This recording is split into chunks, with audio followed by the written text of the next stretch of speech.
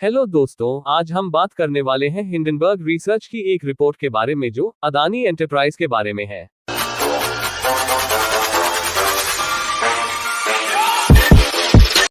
आज हम बात करेंगे उन सवालों पर जिसके बारे में आप जानना चाहते हैं।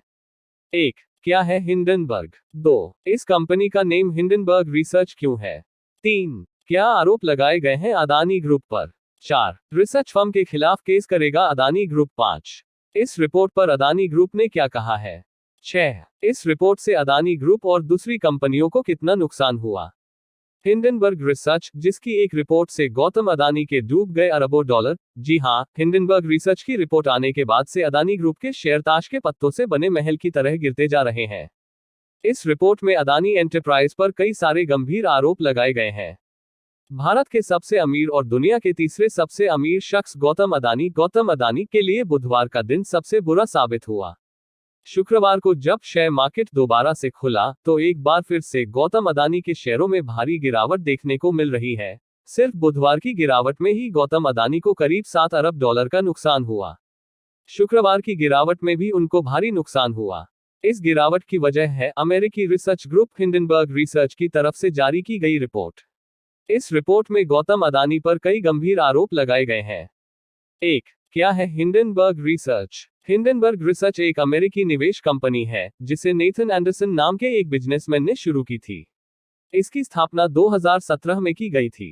कंपनी दावा करती है कि वह फॉरेंसिक फाइनेंशियल रिसर्च में एक्सपर्ट है और इसके पास दशकों का अनुभव है।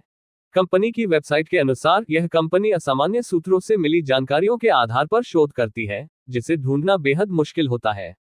हिंडनबर्ग रिसर्च ने पहले भी कई कंपनियों को लेकर ऐसी रिपोर्ट जारी की है।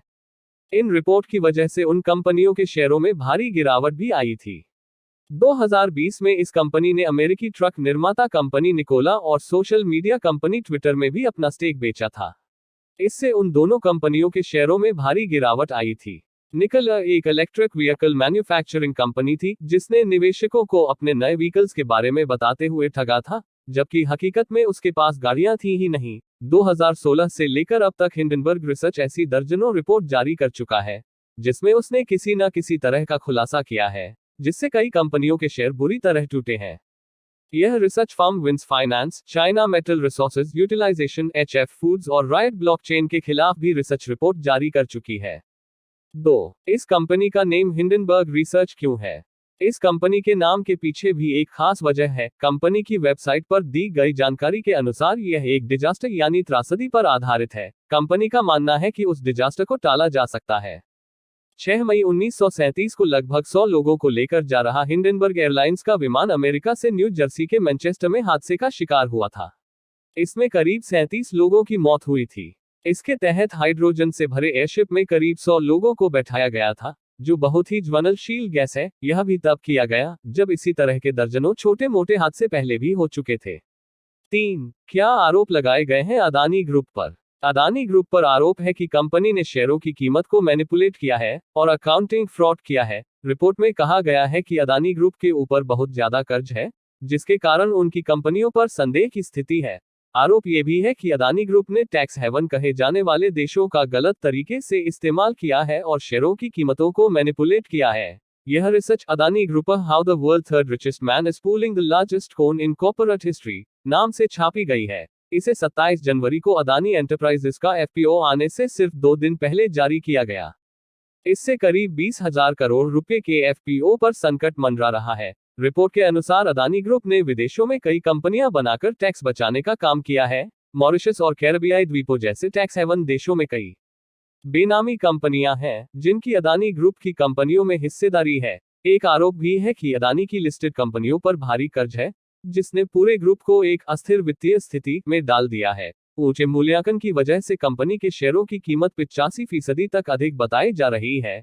इस रिसर्च फर्म का दावा है कि उसने करीब 2 सालों तक कड़ी रिसर्च के बाद ये रिपोर्ट बनाई है। इसे तैयार करने के लिए कंपनी ने अदानी ग्रुप के पूर्व अधिकारियों और कुछ अन्य लोगों से बात की और कई दस्तावेज भी खंगाले।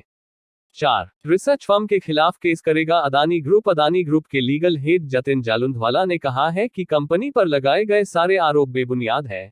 यह भी कहा है कि रिसर्च फर्म ने ये रिपोर्ट अदानी एंटरप्राइजेस के FPO के दौरान जारी की है ताकि कंपनी के शेयरों को नुकसान पहुंचाया जा सके।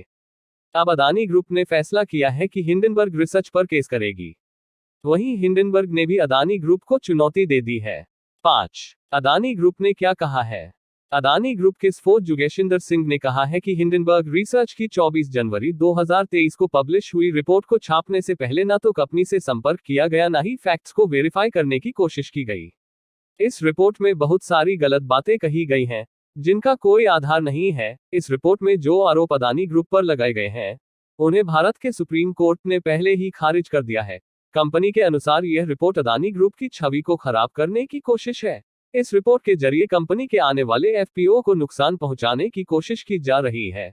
बता दें कि अदानी एंटरप्राइजेस का एफपीओ भारत का अब तक का सबसे बड़ा एफपीओ होगा। कंपनी के अनुसार निवेशकों ने अदानी ग्रुप में हमेशा भरोसा किया है। उनके इस भरोसा का आधार है फाइनेंशियल एक्सपर्ट्स की तरफ से विस्तार में की गई एनालिसिस और उसके बाद बनाई गई रिपोर्ट। हमारे जागरूक निवेशक किसी भी एक तरफा रिपोर्ट से प्रभावित नहीं होते हैं। अदानी ग्रुप ने हमेशा कानून का पालन किया है और उसी के हिसाब से काम करता है। ये कंपनी तमाम कॉर्पोरेट और गवर्नेंस स्टैंडर्ड का भी पूरा पालन करती है। अगर आप भी जुगेशिंदर सिंह जी की बात से सहमत हो तो like, comment, share and channel को सब्सक्राइब जरूर करें। 6. इस रिपोर्ट से अदानी ग्रुप और दूसरी कंपनियों को कितना नुकसान हुआ? मीडिया रिपोर्ट के मुताबिक गौतम अदानी को एक दिन में लगभग $6 बिलियन, लगभग 48,600 करोड़ रुपए का नुकसान हुआ है। गौतम अदानी के नेटवर्थ में लगभग 5% की कमी आई है। वर्तमान में गौतम अदानी का नेटवर्थ $113 बिलियन है। फोर्ब्स के रियल टाइम बिलियनियर्स इंडेक्स में गौतम अदानी तीसरे पायदान से खिसककर 7वें नंबर पर पहुंच गए हैं। अदानी ग्रुप के शेयरों में आई गिरावट के कारण LIC के 18,000 करोड़ से ज्यादा डूब गए। आपको क्या लगता, अदानी एंटरप्राइज इस नुकसान को रिकवर कर पाएगा? कमेंट बॉक्स में अपनी राय जरूर दे। आई होप आपको कुछ अच्छी जानकारी मिली हो। वीडियो अच्छी लगी हो तो चैनल को सब्सक्राइब जरूर करें। मिलते हैं अगली वीडियो में। जय श्री राम।